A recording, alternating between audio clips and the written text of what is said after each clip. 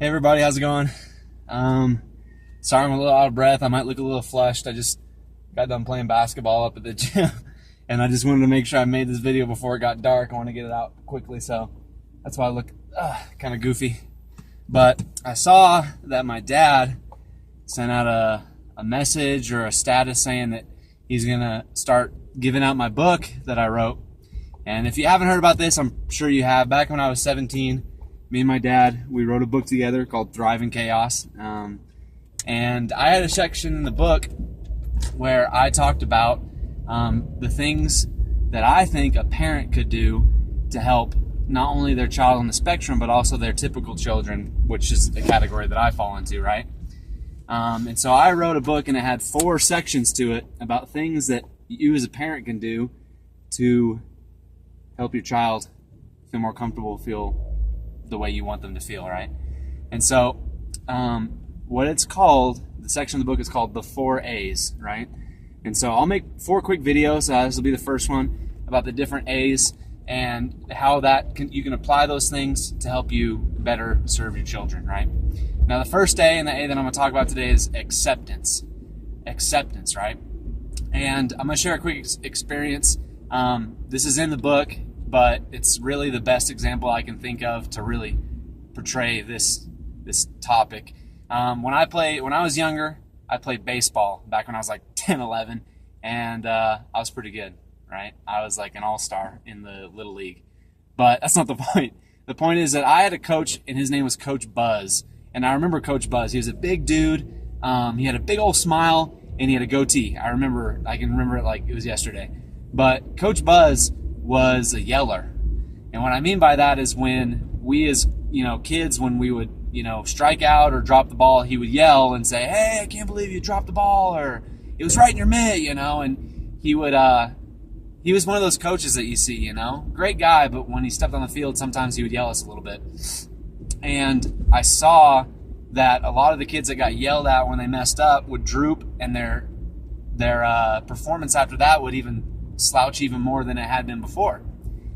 And there was an assistant coach. I want to say his name was Coach Troy, but I can't remember his name right now. I remember he had a big mustache.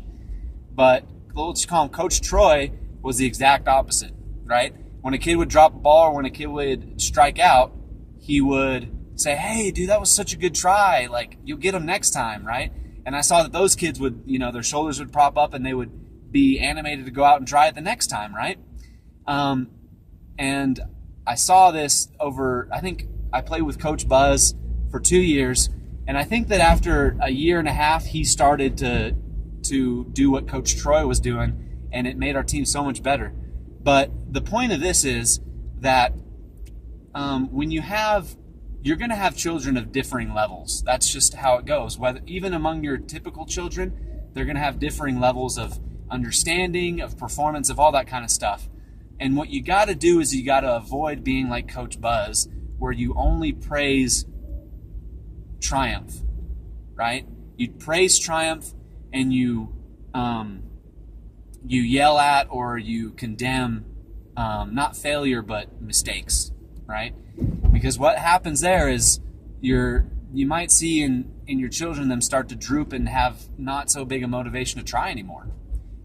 But what you got to do is you got to not only praise them for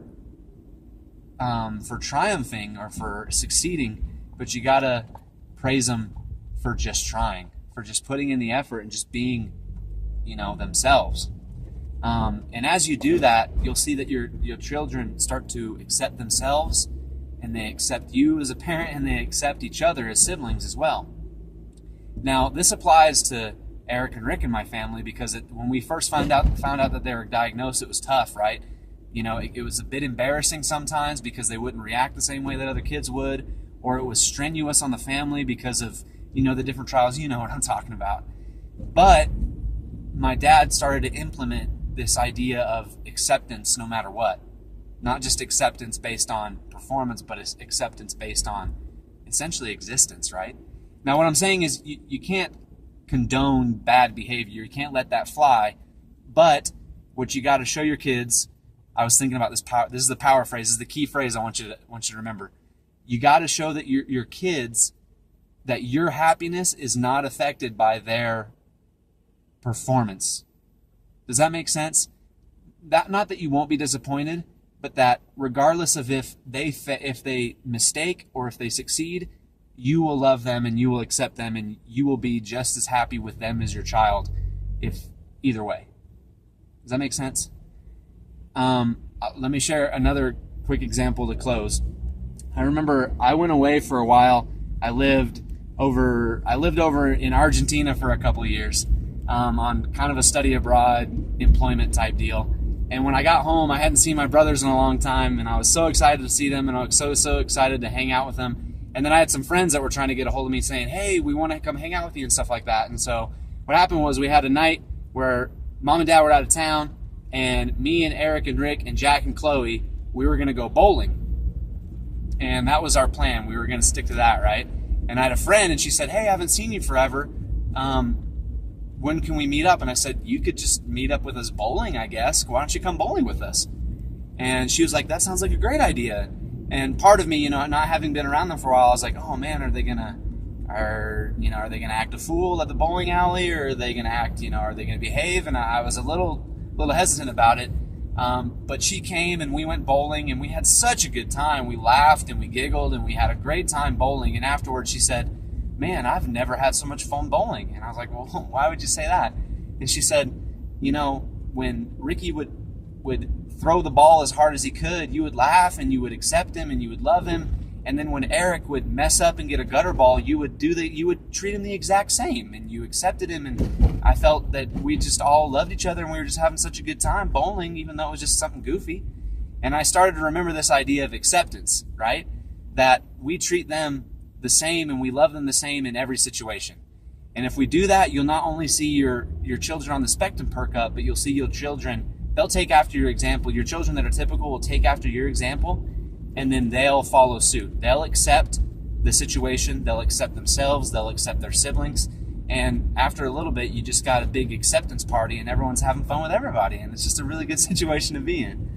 But I know that as you accept the situation that you're in, that's sometimes the hardest part, right? Accept the situation that you're in, accept your children as they are, and love them no matter if they succeed or if they make mistakes.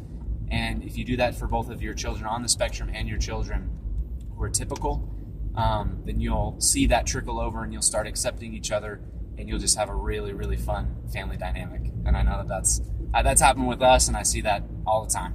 But anyway, I want to go ahead and finish off this video, but I'll see you next time with the second A, and we'll talk about that next time. See you guys later.